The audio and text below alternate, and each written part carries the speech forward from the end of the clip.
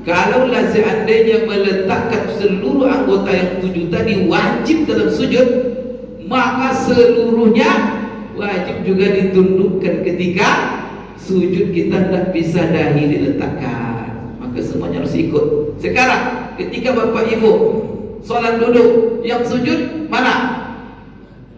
Isyarat, coba yang diisyaratkan sujud apa? Tangan. Cuman kepala. Berarti apa? Anggota sujud yang inti itu hanya,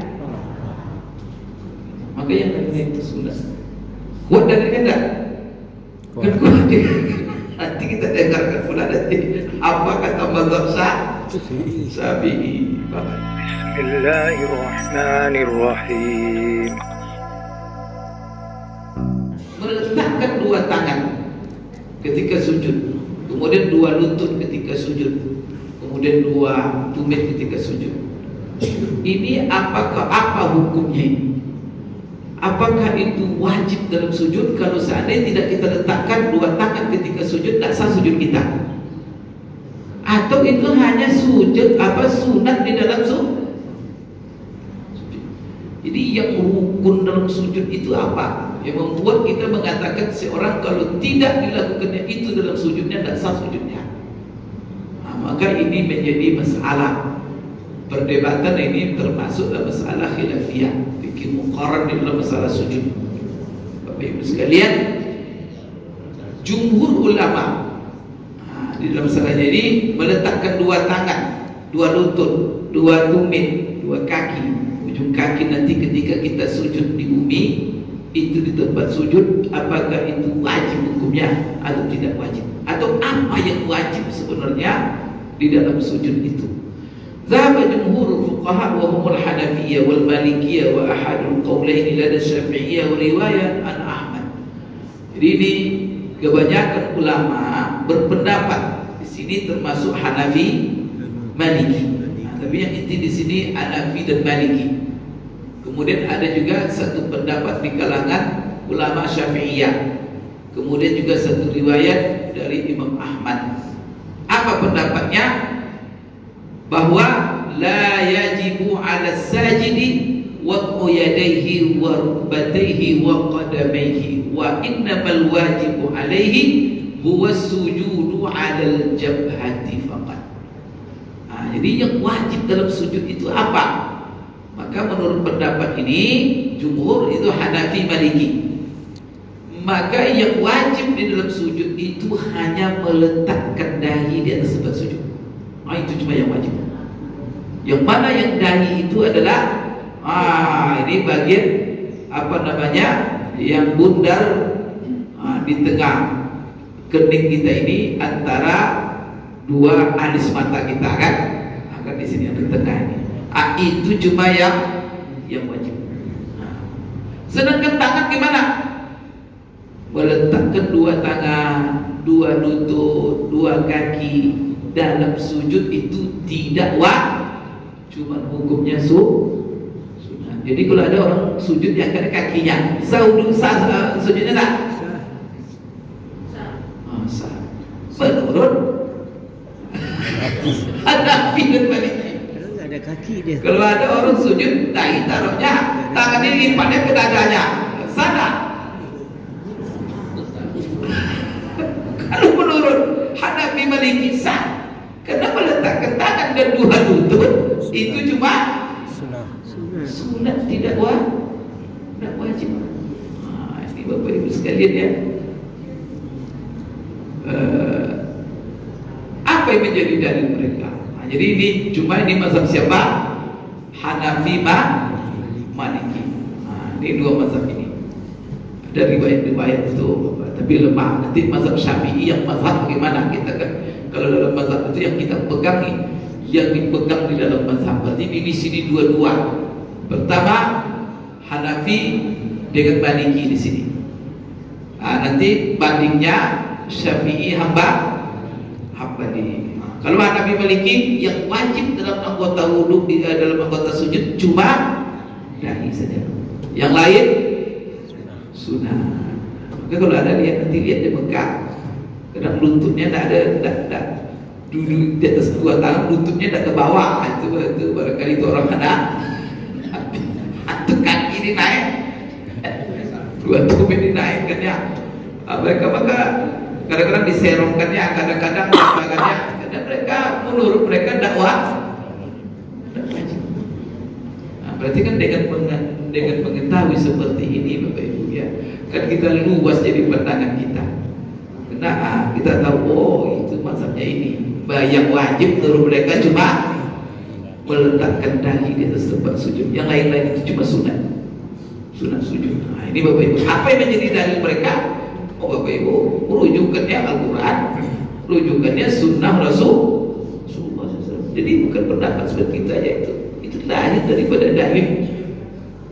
Apa yang menjadi dalil mereka? Pertama sekali Bapak Ibu adalah ayat Al-Quran. Ayat Al-Quran banyak perintah-perintah sujud. Di antaranya ya ayyuhalladzina amanu ruk'u wasjudu. Hai orang-orang yang beriman, rukuklah kamu dan sujudlah kamu. Maka rukuklah kamu dan sujud. Di sini Bapak Ibu perintahnya hanya sujud. Kemudian Bapak Ibu sekalian, dalam perintah sujud ini perintahnya sifatnya mutlak. Maka orang kalau dia taruh kapan seseorang disebut sujud, inti sujud itu kan meletakkan kepala di bawah, meletakkan ini ke bumi, itulah yang sujud. Dan itu mutlak, tidak ada di situ sujudnya berbarengan dengan dua tangan, berbarengan dengan dua kaki, berbarengan dua lutut, berbarengan dengan dua tumit, dua kaki. Kan tidak ada dalam penjelasan ayat itu katanya. Di dalam Al-Quran perintahnya cuma mutlak namanya itu, tanpa ada batas. Maka kalau bisa disebut dia sujud saja itu sudah sah. Kapan seorang bisa disebut sujud? Apabila dia letakkan kepala, itu sudah bisa disebut sujud. Kalau diletakkan dahinya, walaupun hidungnya juga ada letakkan, tidak ada masalah. Itu sudah bisa. Apabila dia sudah bisa disebut sujud, maka itu sah. Berarti selain itu hukumnya sudah. Sedangkan penjelasan katanya tidak masalah ada dua tangan, ada dua lutut, itu ada di dalam hadis-hadis. Hadis-hadis ini sifatnya itu kata mereka namanya khabarul wahid atau hadisnya hadis ahad. Sedangkan ayat ini sifatnya adalah yakin qat'i Bapak Ibu sekalian. Maka qat'i, yang qat'i ayat Quran katanya tidak bisa dibatasi oleh hadis yang cuma sifat hadis itu adalah khabar ahad zanni. Ini kaidah istinbat dalam mazhab Hanafi. Bagaimana lagi? Itu kaidah mereka dalam ijtihad. Kalau ada mutlak ayat Quran, lalu ada hadis yang menjelaskan, cuma hadis ini tidak sebanding kekuatannya dengan Al-Quran, maka ini tidak dijadikannya hukumnya wajib.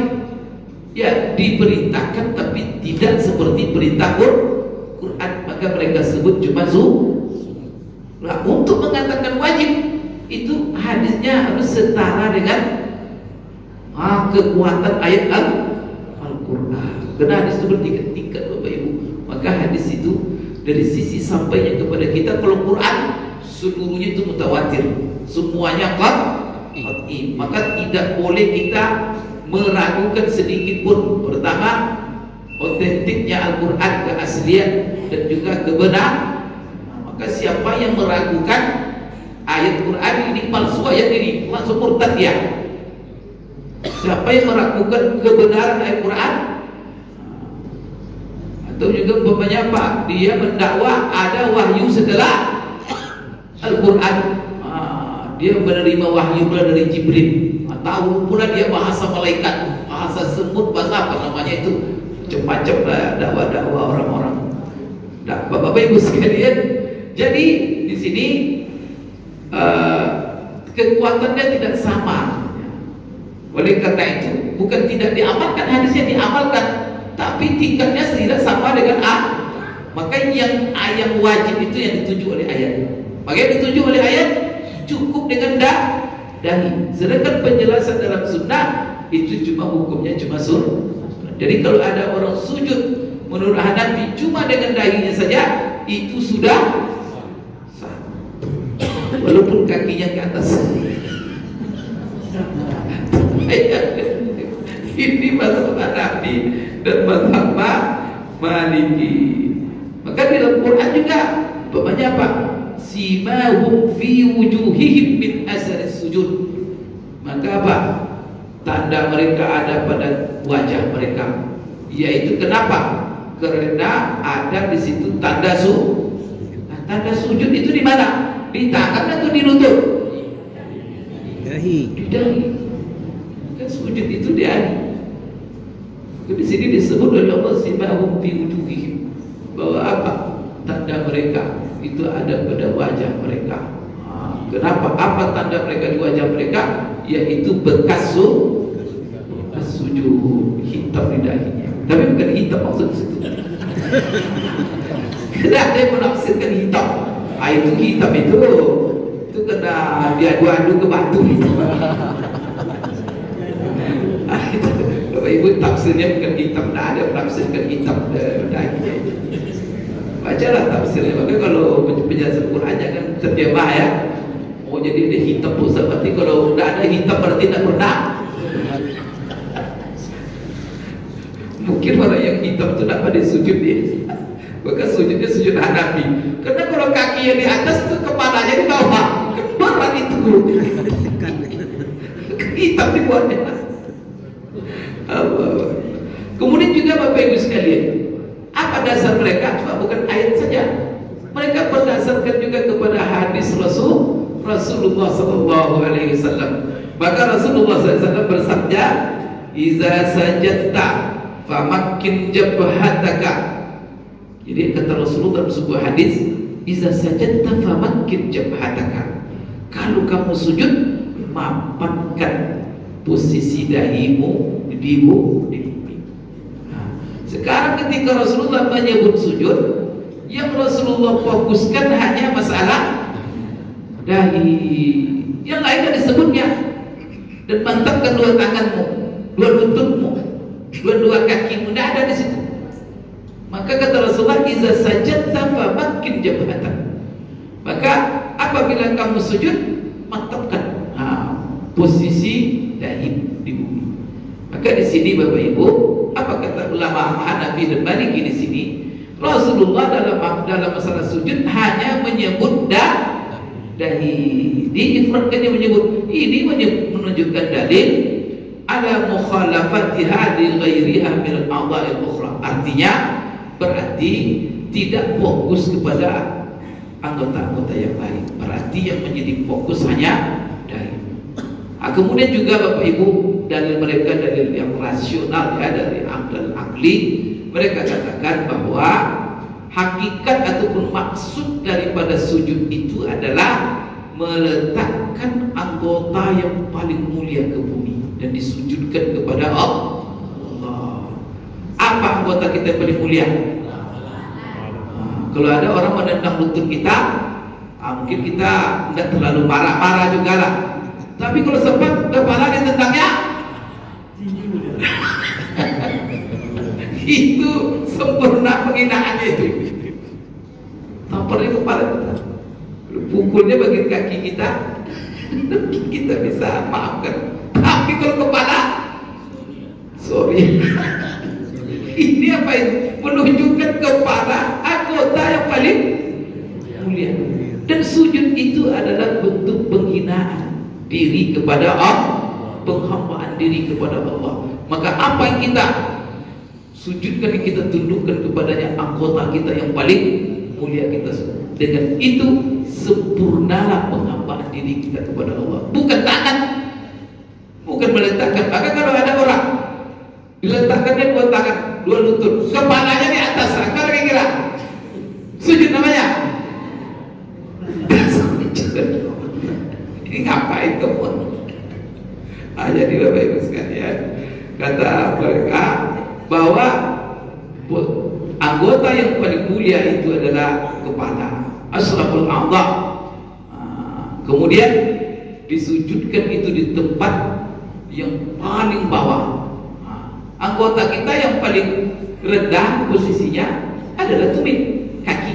Kaki menginjak-injak di mana-mana. Maka kaki itu kan berarti di bawah. Sekarang posisi di atas ditaruh di tempat tumit, di tempat kaki. Sempurna memperhambakan diri kepada Allah. Maka itu apa? Bahwa khissisun bil jabhah. Itu hanya khusus anggota yang mulia itu adalah kepala dahi. Kemudian Bapak Ibu sekalian, kalaulah seandainya katanya, ini dalil mereka juga, walau kana wad'ul a'dha'il ukhra wajiban la wajaba al-ima'u biha 'inda al-'azzi an wad'iha kal jabhah. Jadi katanya, kalaulah seandainya, sekarang Bapak Ibu kan ada orang yang tidak bisa sujud karena berhalangan. Kan ada bapak-bapak sholat di kursinya, bisa sujud tak? Tidak bisa sujud. Sekarang kan seluruh anggotanya kan tidak bisa sujud. Dahi tidak bisa, tangan tidak bisa, lutut tidak bisa, dua kaki juga tidak bisa. Dia duduk sujud di kursi dia. Sekarang kalaulah seandainya meletakkan seluruh anggota yang 7 tadi wajib dalam sujud, maka seluruhnya wajib juga ditundukkan ketika sujud. Kita tidak bisa dahi diletakkan, maka semuanya harus ikut. Sekarang ketika Bapak Ibu sholat duduk, yang sujud mana? Isyarat, coba yang diisyaratkan sujud apa? Tangan. Cuman kepala. Berarti apa? Anggota sujud yang inti itu hanya, maka yang lain itu sudah kuat dari kita. Kan kuat. Nanti kita dengarkan pula nanti apa kata mazhab Syafi'i. Bapak Ibu sekalian, jadi di sini kata apa namanya, Nabi faiza sajada ala jabatihi atau ala syai'in minha duna siwaha min a'dha'a. Sebabnya kalau dia sujud di atas dahinya tanpa anggota yang lain, maka salatnya terhitung sudah sah. Kemudian Bapak Ibu sekalian, pendapat kedua mengatakan wa dhahaba ba'dul fuqaha min al-Hanabilah wa ahadul qawlaini lada Syafi'iyyah wa Tawus wa Ishaq ila wujubi sujudi 'ala al-yadaini wal rukbataini wal qadamaini. Jadi ada pendapat dari Hambali, kemudian salah satu pendapat di kalangan Syafi'iyah, kemudian pendapat Tawus dan juga Ishaq. Mereka mengatakan bahwa dua tangan, dua lutut dan dua kaki tumit itu semuanya adalah anggota sujud yang wajib bersamaan dengan dahi. Ini pendapat yang lain. Jadi kan, karena pendapat yang pertama tadi itu pendapat jumhur, termasuk salah satu pendapat Syafi'iyah, termasuk pendapat Hambali. Tapi di sini juga sebagian ulama Hambali, kemudian salah satu pendapat di kalangan mazhab Syafi'i mengatakan bahwa dua tangan, dua lutut, dua tumit itu semuanya Bapak Ibu merupakan anggota wajib dalam sujud. Apa yang menjadi dasar? Ya dasarnya hadis-hadis yang kita sudah jelaskan tentang sujud Rasulullah SAW. Di antaranya Bapak Ibu hadis yang diriwayatkan oleh Ibnu Abbas. Abdullah Ibnu Abbas berkata, qala Rasulullah sallallahu alaihi wasallam, Rasulullah SAW bersabda, umirtu bisujudi ala sab'ati a'zum, al-yadaini wal rukbataini wal qadamaini wal jabhati. Apa kata Rasulullah SAW? Aku diperintahkan. Itu Rasulullah katakan. Kalau aku diperintahkan, siapa yang mintakan Rasulullah? Allah. Allah merintahkan Rasulullah untuk sujud di atas 7 anggota. Apa itu anggota? 2 tangan, 2 lutut, 2 tumit, kemudian dahi. Maka 7 ini. Berarti apa? Umirtu. Lafaz hadis itu umirtu. Berarti ini perintah. Dalam kaidah hukum, al-aslu fil amri lil wujub, bahwa pada prinsipnya yang namanya perintah menunjuk kepada hukum wajib. Di bulan alasannya karena di situ ada nas, umirtu an asjuda ala sab'a a'dham. Jadi saya diperintahkan sujud di atas 7 anggota. Kan punya dalil Bapak Ibu sekalian di pendapat kedua, maka mereka mengatakan itu semuanya wajib. Begitu juga hadis Abdullah bin Umar wa Ali bin Umar annahu qala anna al-yadaini yasjudani kama yasjudul wajh fa idza wada'a ahadukum wajhahu falyadha yadayhi wa idza rafa'ahu falyarfa'huma. Hadis Ibnu Umar bahwa dua tangan itu juga yasjudani, ikut sujud. Berarti dua tangan adalah anggota sujud, sebagaimana muka juga sujud. Apabila salah seorang kamu meletakkan mukanya, maka hendaklah dia meletakkan dua tangannya. Nah, ini juga perintah menunjukkan wajib. Begitu juga hadis Rasulullah SAW. Rasulullah mengatakan, "Idza sajadal 'abdu sajada ma'ahu sab'atu arab, wajhahu wa kafahu wa rukbatahu wa qadamahu." Artinya adalah apabila seorang hamba sujud, maka sujud bersamanya 7 anggota, wajahnya, mukanya, 2 telapak tangannya, 2 lututnya, kemudian 2 tumitnya. Nah, maka Bapak Ibu sekalian, di sini apa yang memadai di sini? Wa yakfi, kata ulama di pendapat kedua ini, yang wajib itu yang bagaimana? Wa mujuzin min kulli wahidin min hadhil a'dha. Maka cukup kemudian melekat tangan, 2 lutut. Yang penting ini semuanya masuk dalam anggota sujud yang 7. Kalau sempurna diletakkan sebagaimana 2 telapak tangan dimapan di tempat sujud, kemudian tangan dia pegang. Tapi kalau memadainya 7 anggota ini harus ada. Cuma memadai bagaimana? Walaupun yang terletak dalam posisi sujud itu bagian kecil, apa? 1 jari, tapi ada. Jangan sampai tidak ada sama, walaupun sebagian daripada anggota itu. Itu yang menjadi ukuran. Illa anna Syafi'iyyah yarawna anna al-'ibra bil yadaini bi batnil kaf sawa'un al-asabi' aw ar-raha wa fil qadamaini bi batnil asabi' fala tujid zahar minhuma wal har. Amma al-Hanabilah fayarawna, ini perbedaan Syafi'iyah dan Hambali dalam menentukan mana sujud yang memadai. Maka Syafi'iyah mengatakan bahwa yang memadai itu 7 anggota. Tapi yang memadai bagaimana? Untuk 2 tangan yang menjadi patokan adalah telapak tangan. Kalau ditaruhnya begini, punggung taruhnya, gimana kira-kira? Atau begini? Gini dia. Atau betinju dia begini. Bahkan Syafi'iyah dan Sa'udiyah apa sujudnya. Oleh karena itu yang menjadi patokan untuk 2 tangan adalah telapak. Maka di sini Bapak Ibu sekalian, kemudian untuk 2 tumit yang menjadi Bapak Ibu patokan adalah batnul asabi'.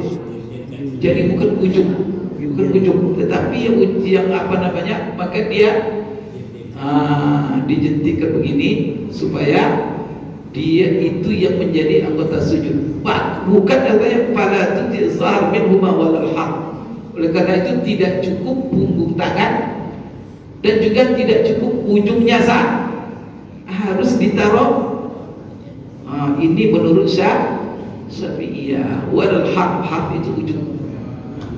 Sedangkan Hambali melihat yaitu wada kulli udwin, meletakkan sebagian saja, yang penting terletak daripada anggota yang 6 itu sudah sah. Apakah yang bagian telapak atau bagian punggung? Maka kalau bapak kayaknya paling banyak sholatnya seperti Hambali, kena ujung saja. Terus Syafi'i ketat dia, maka harus perut jari itu harus ada di dalam. Itu ketat Syafi'iyah di dalam masalah itu. Ya, dan itu menghadap ke kiblat. Nah, jadi bukan itu ujung. Maka ujung itu menurut Syafi'iyah tidak cukup katanya. Ya, tapi menurut mazhab yang lain seperti Hambali itu tidak ada masalah. Apalagi menurut Hanafi tidak ditaruh sama sekali juga. Bapak Ibu sekalian, baik Bapak Ibu sekalian, karena waktu juga yang bahas kita, nanti kita akan bahas bagaimana meletakkan hidung bersama dahi. Apakah wajib itu dalam anggota wudu atau tidak? Insya Allah kita bahas pada pertemuan yang akan datang.